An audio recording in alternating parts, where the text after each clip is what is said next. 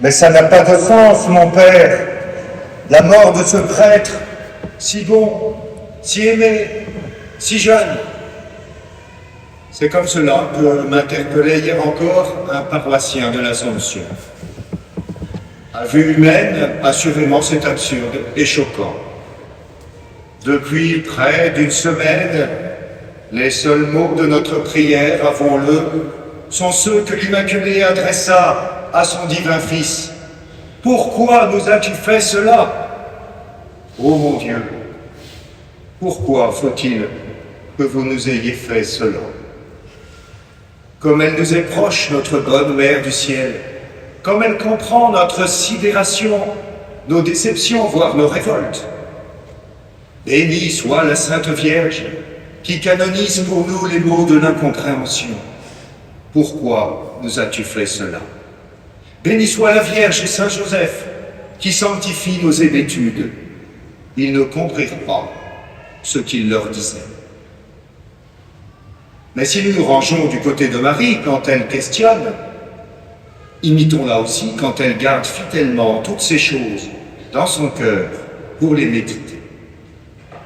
Cette homélie se doit d'apporter, comme disent les journalistes, des éléments de réponse à nos pourquoi. Et pour qu'elle soit gordienne, il faut de toute évidence qu'elle comporte 3 points. Or, il se trouve, sainte Providence, que les Écritures connaissent 3 Joseph. En cette fête de Saint Joseph, considérons donc Joseph le patriarche, fils de Jacob, Joseph l'époux de la Vierge Marie, et enfin Joseph d'Arimathie, le notable d'Israël. Joseph le patriarche, au moment où il est reconnu en Égypte par ses frères qui l'ont vendu, prononce cette parole mémorable.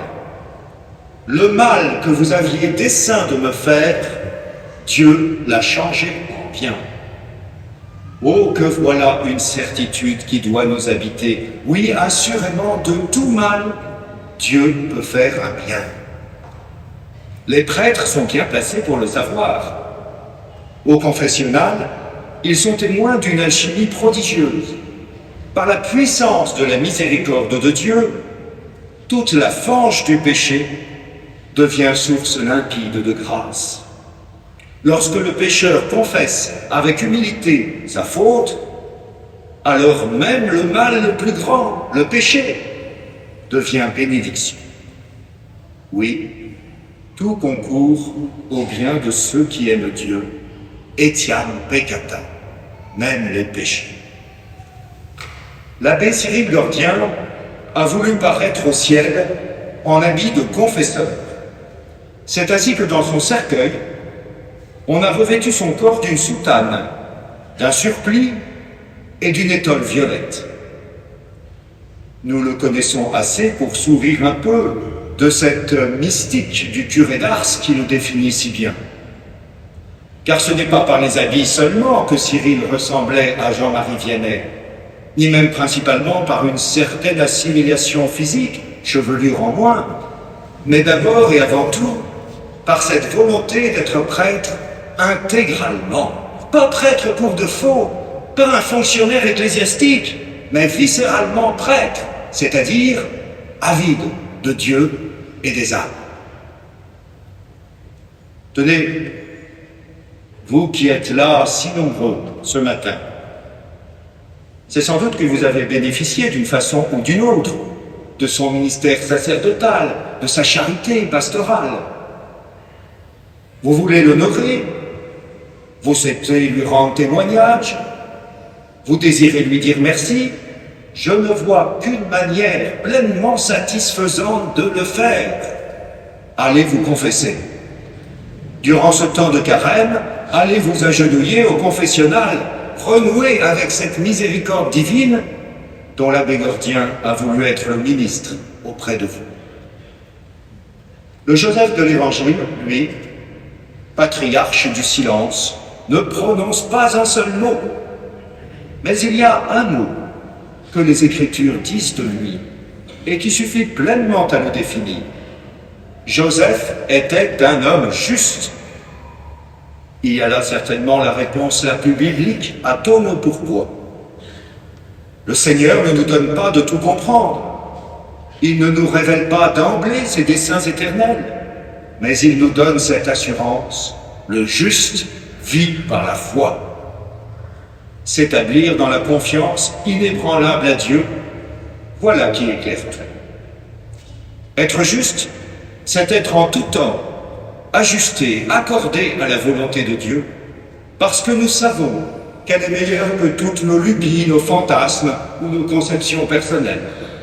Être juste, c'est accomplir sans murmure son devoir d'État. Dans son testament spirituel, Cyril dit toute sa reconnaissance à sa maman. Votre fils énumère, madame, tout ce qu'il a reçu de vous, en fait de douceur, de foi, de joie de vivre. Ayant eu la grâce de faire un pèlerinage en Terre Sainte avec vous, je vois très bien ce qu'il veut dire. Et il rend grâce aussi pour son papa, votre mari, madame, trop tôt disparu, mais qui eut le temps, cependant, de lui léguer comme un précieux héritage le goût de l'effort et du travail bien fait. Ô belle vertu joséphique, que l'humble charpentier de Nazareth nous apprenne avec quel zèle nous devons chacun opérer, dans la simplicité et la confiance, cette Eustache simplement qui est la nôtre, dans le grand plan de l'Éternel. L'évocation de son papa et de Saint Joseph invite à méditer sur le rôle d'éducateur que l'abbé Gordien a joué auprès de tant de jeunes tout au long de son ministère. Comment ne pas évoquer le scoutisme, les aumôneries de Gerson et de Notre-Dame de France. Saint Joseph est une magnifique figure du prêtre éducateur. Il est chargé de faire grandir celui dont il n'est aucunement à l'origine.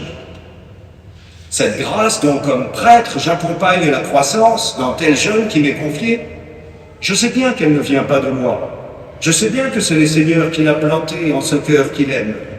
Je n'en suis aucunement l'auteur, encore moins le propriétaire. Cela vaut aussi dans l'éveil d'une vocation. Quelquefois, on dit que certains prêtres sont de gros pourvoyeurs de vocation.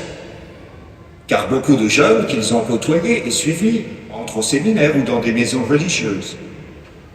Je suis sûr que nous sommes nombreux ici à avoir été tentés de dire cela pour l'abbé Gordien. Mais il le récuserait lui-même. Il sait bien que c'est le Seigneur qui appelle, et que notre rôle est modeste, comme celui de Saint Joseph.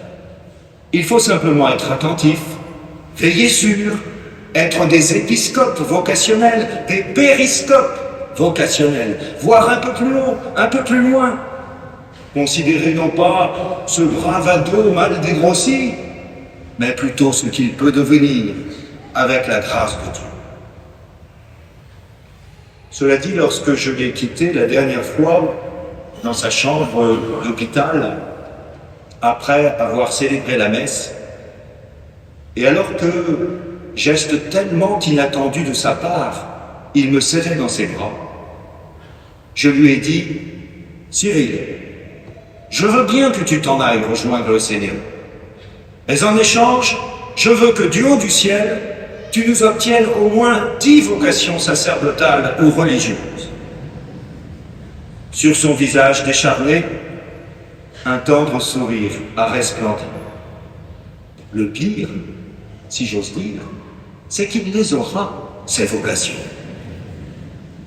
Vous attendiez sûrement au traquenard, cher jeune, mais les 10 vocations en question, sachez-le, elles sont très probablement ici. Elles sont dans cette assemblée. Elles sont parmi vous. À vrai dire, en vous voyant si nombreux ce matin, je me suis dit, mais que je suis bête. C'est 50 ou 100 que j'aurais dû demander. Béni soit Dieu qui appelle à son service les pauvres que nous sommes. Prendre soin des vocations, c'est aussi prendre soin des prêtres.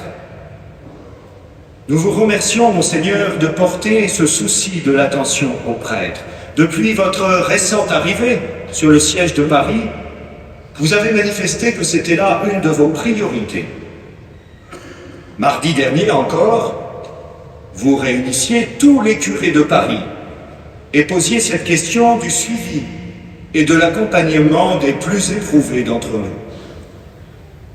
Ce jour-là, vous avez interrompu le déjeuner des curés, ce qui n'est pas chose facile, croyez-moi, afin que nous prions pour l'abbé Gordien qui venait d'entrer en agonie. Permettez-moi de voir dans la collision de ces circonstances un signe providentiel. Je suis sûr qu'il y a un lien entre la mort de notre pauvre Cyril et les questions de l'estime du sacerdoce et de la gestion des prêtres.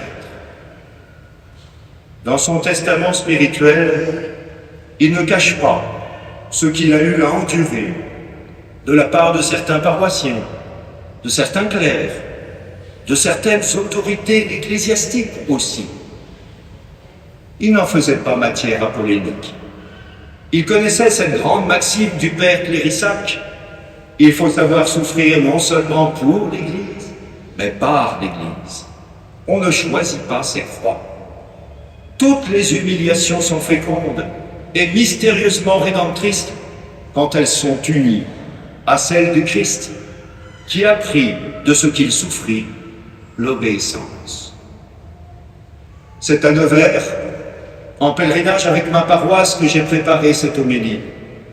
Devant la chasse de Sainte Bernadette, je me suis souvenu de la dévotion de Cyril pour la petite Sainte-Oune et pour Notre-Dame de Lourdes, dont il avait tant d'images dans son bréviaire.